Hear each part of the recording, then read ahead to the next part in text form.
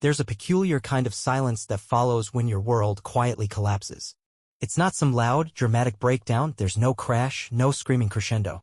It's subtle, like the universe letting out a sigh and suddenly whispering a truth you were never meant to hear.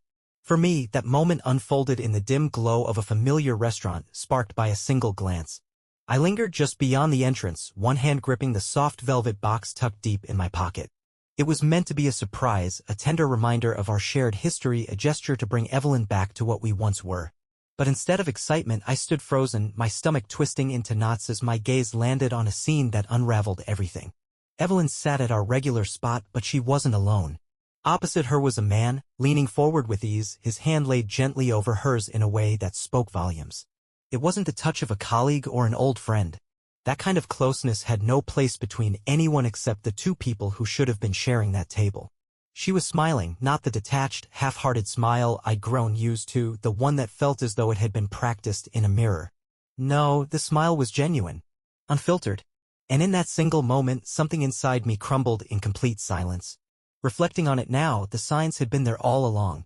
The unexplained overtime, the sudden shift in how much she cared about how she looked, how she always made sure her phone screen stayed out of sight.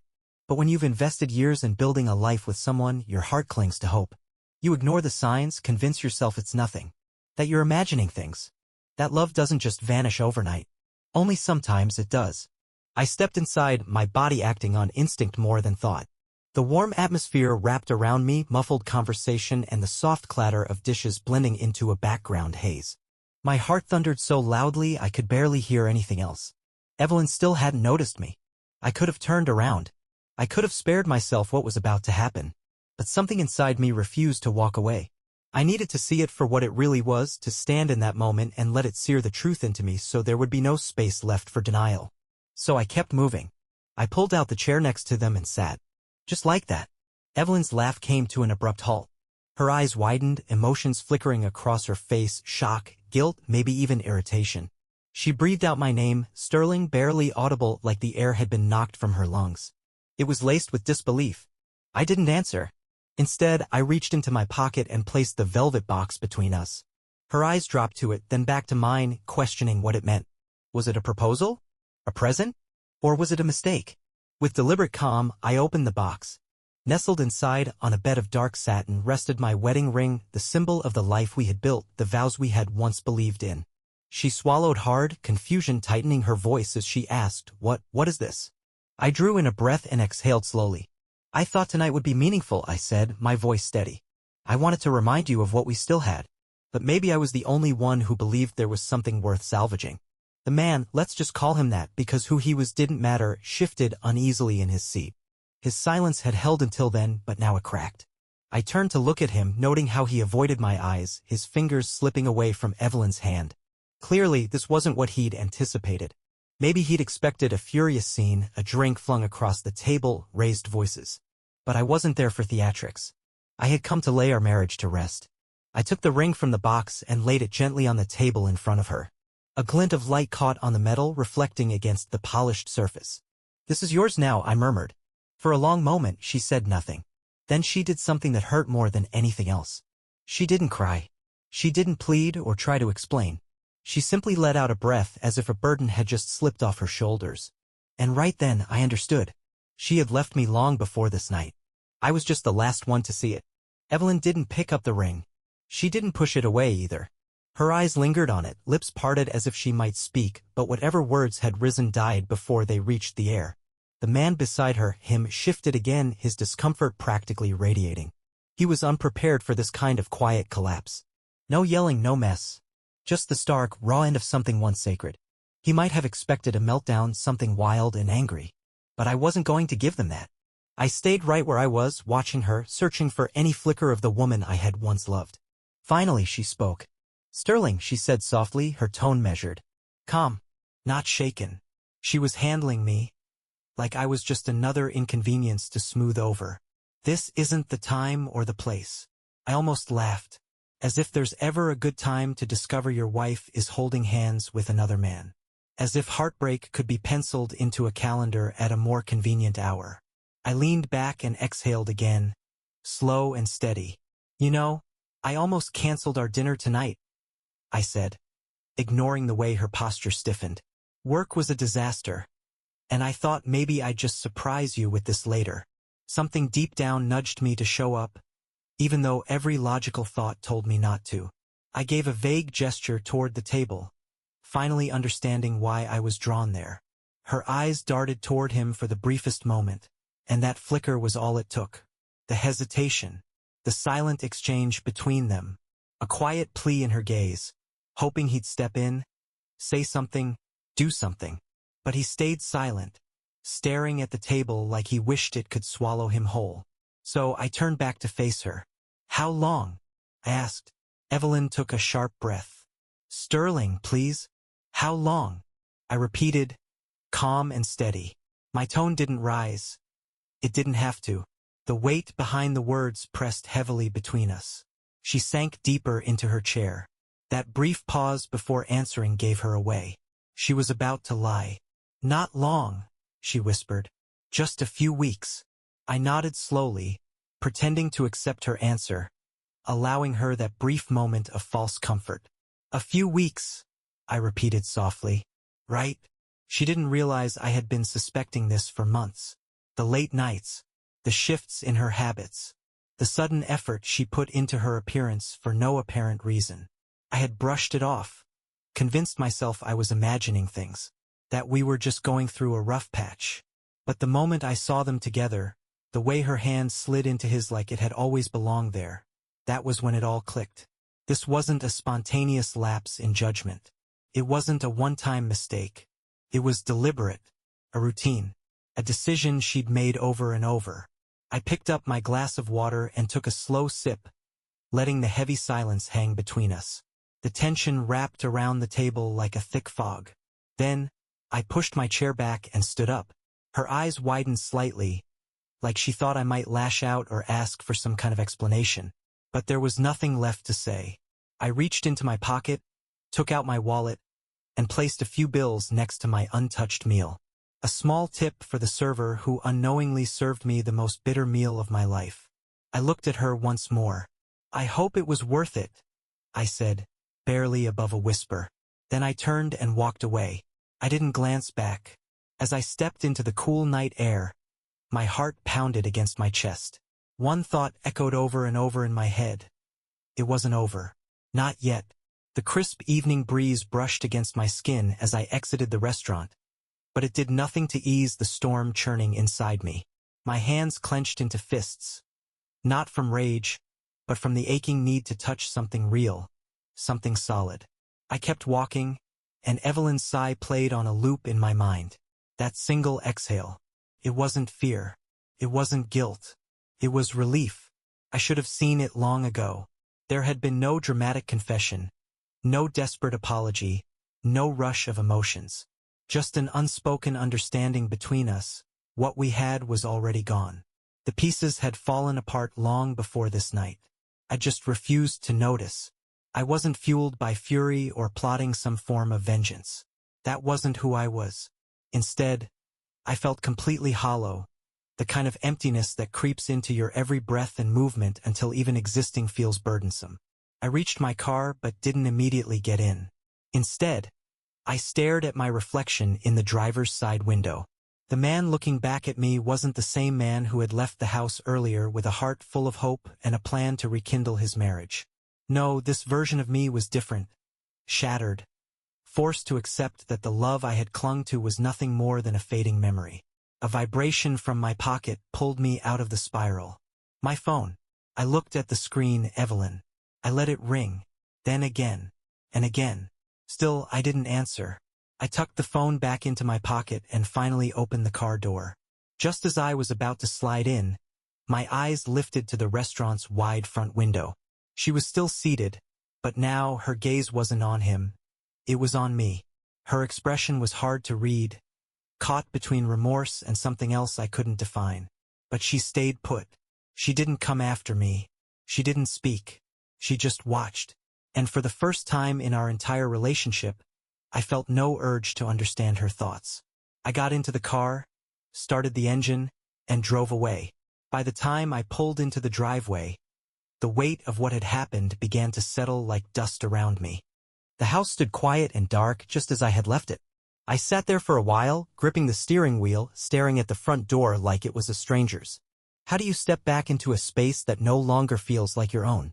How do you lie down in a bed that still carries the scent of betrayal? How do you carry on living in a place haunted by echoes of a life you thought was yours? I forced my body to move. I opened the door, stepped out, and made myself go inside. Nothing had changed. Everything was exactly how it had been before I left. The photographs hanging on the walls, the soft blanket casually thrown over the couch, and the candle on the coffee table that Evelyn always lit every evening, all of it remained exactly where it had always been. Nothing had been disturbed. It was as though time had stood still. Yet, deep down, I knew everything was different now. I stood in the center of the living room, staring at a framed picture from our wedding day. Evelyn beamed with joy, her arms wrapped tightly around me. I studied my own expression in that photo, trying to reconnect with the version of myself from that day, trying to remember what he felt. With a quiet, intentional movement, I took the picture down and placed it face down on the coffee table. I didn't want to look at it anymore. Leaving the room behind, I walked upstairs into what had been our shared bedroom. The bed looked the same. Her side of the closet still held perfectly arranged dresses and sweaters, and her shoes were neatly aligned beneath them. I lingered in front of the closet, then slowly moved closer. My hand reached out almost on its own and pulled down one of her sweaters. It still carried the scent of her favorite perfume, the same scent she probably wore when she visited him. The same scent that lingered on her skin when she returned home late and kissed me as though nothing were wrong. I let the sweater slip from my fingers and fall to the floor. I didn't know how long I stood there, numb, my throat tightening. I had to get out of the house. As I turned to go, my phone vibrated in my pocket again. Expecting Evelyn's name to pop up on the screen, I pulled it out. But it wasn't her. It was a message from Grant, my closest friend. He wrote, "Hey man, call me when you get this. It's important." I furrowed my brow. Out of everyone, Grant was the last person I expected to hear from tonight.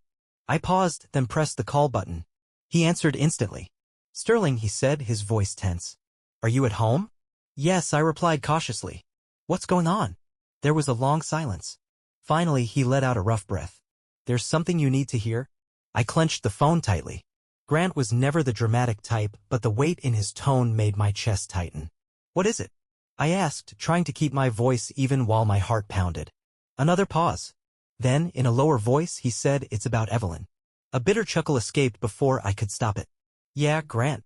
I figure that much," I said. "What exactly do you think I don't already know?" He sighed heavily. "Look, man, I've known. For a while." The words hit me like a gut punch. My fingers gripped the phone harder, the knuckles turning pale. "What?" "I found out a few months ago," he admitted. I wanted to say something, but I didn't catch the rest. My head buzzed, my heartbeat roaring in my ears. Grant knew. One of the people I trusted most had known all along and kept it from me. "You knew," I said, my voice calm but cold. "Sterling, man, You knew," I repeated, this time louder. "And you didn't tell me?" "I thought I was protecting you," he said, now sounding desperate. I didn't have proof, and I wasn't sure how to say it. "You seemed happy. I didn't want to be the one to tear your life apart." A dry laugh escaped me. "So instead you let me live a lie? Pretending everything was fine while she—" I didn't finish the sentence. "I'm sorry, man. I really am," he said, and for the first time his voice carried real remorse. "I made a mistake. I thought if I stayed quiet, maybe I was wrong, maybe it wasn't what it looked like." "Who is he?" I interrupted. Silence. My throat felt tight. "Grant. Who is he?" Another pause. A long, deep breath. Then came the answer, barely above a whisper. "Elliot." The name landed like a slap. Elliot. Not just some unfamiliar guy.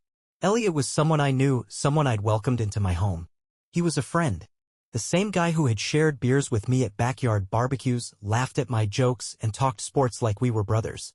The man who stood by my side at my wedding and told me how lucky I was to have Evelyn. I shut my eyes, the sickness churning in my gut. "How long?" I murmured.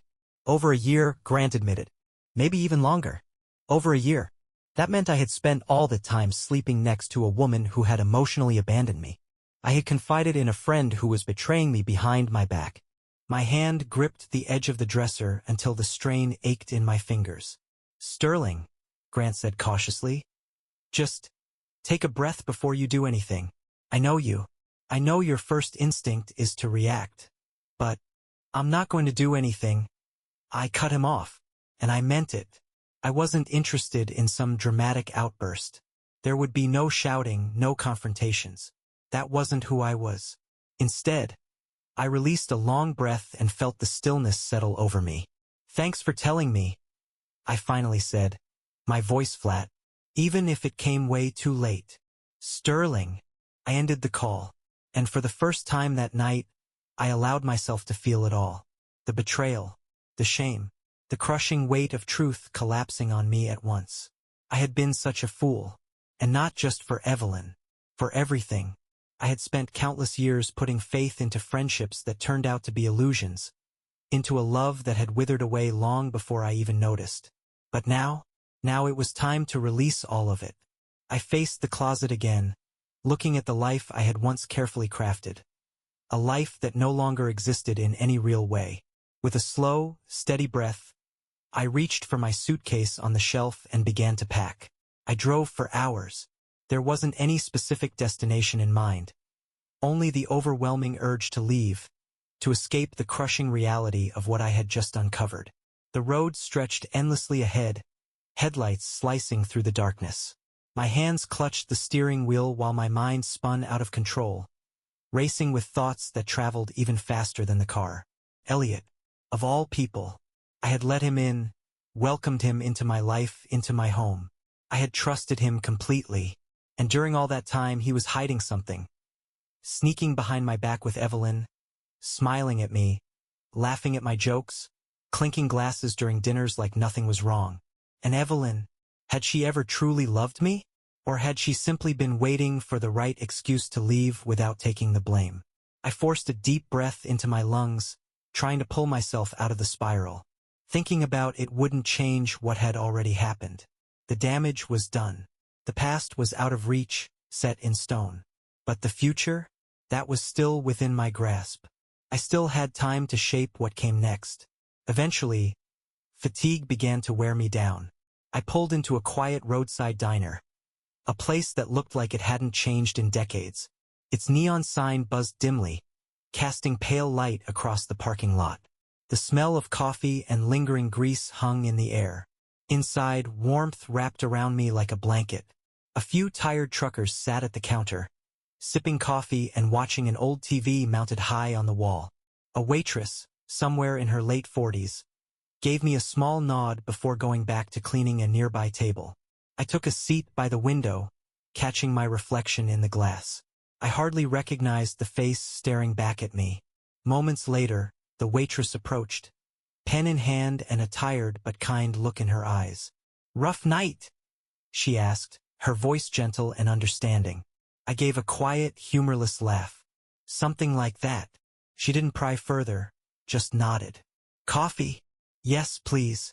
As she walked away, I let my gaze wander through the diner, and then I saw her. A woman sitting by herself in a booth, slowly stirring her tea. She wasn't distracted by a phone or staring at the TV. She was simply present, lost in her own thoughts. There was something in her posture, in the quiet sadness she carried, that resonated with me. It wasn't a sense of familiarity in the usual way. It was more like recognizing a feeling, a shared weight. She was hurting, too. And for the first time all evening, I didn't feel quite so alone. It began with a simple glance exchanged across the room. Then a faint, tired smile. Perhaps it was exhaustion, or maybe it was the unspoken understanding that can pass between two strangers with similar scars. Before long, I found myself seated across from her, a fresh cup of coffee in front of me. "So, do you want to start or should I?" she asked, her voice soft but open. I smirked. "That depends. What are the rules?" She tilted her head, eyebrows raised. "Let's see who had the rougher night." I chuckled, shaking my head. "I have a feeling I already know who's ahead." She offered a half smile, though sadness lingered behind it. "Try me." And so, for the first time that night, I opened up.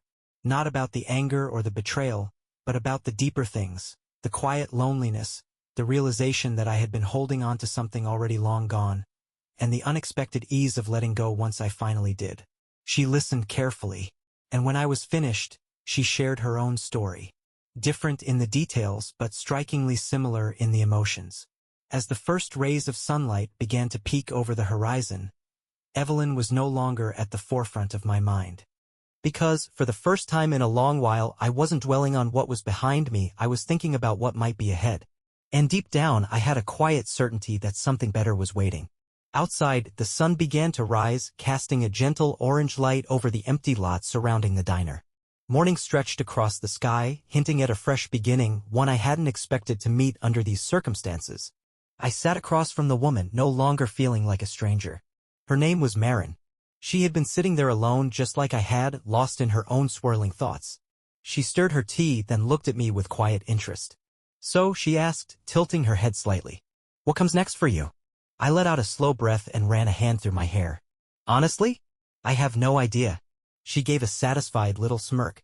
"Good." I raised an eyebrow. "Good." She leaned in just a bit, her expression calm but confident.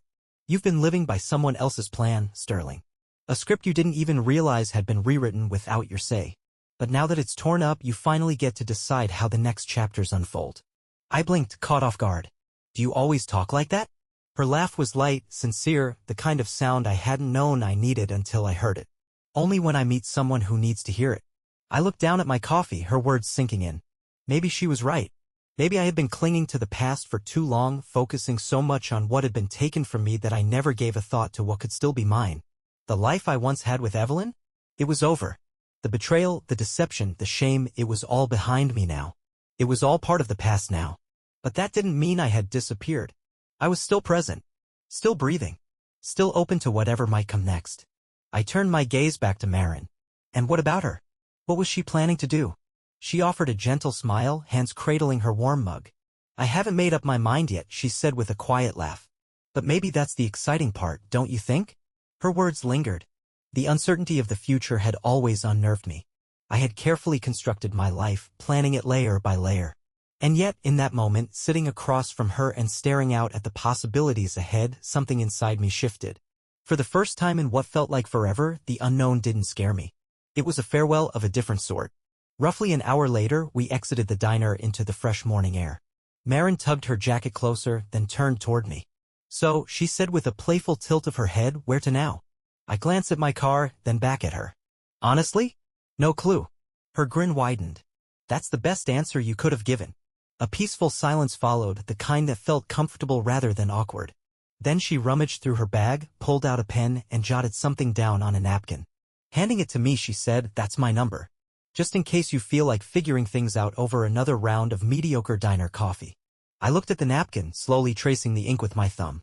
My mind flickered through a dozen thoughts, all the ways I might overanalyze this, the reasons I should still be reeling from the emotional chaos Evelyn left behind. But instead, I felt the corners of my mouth curve into a smile. "Maybe I'll take you up on that," I replied. She gave me a single nod, turned away, and walked toward her car. Before getting in, she cast one last look over her shoulder, and then she was gone.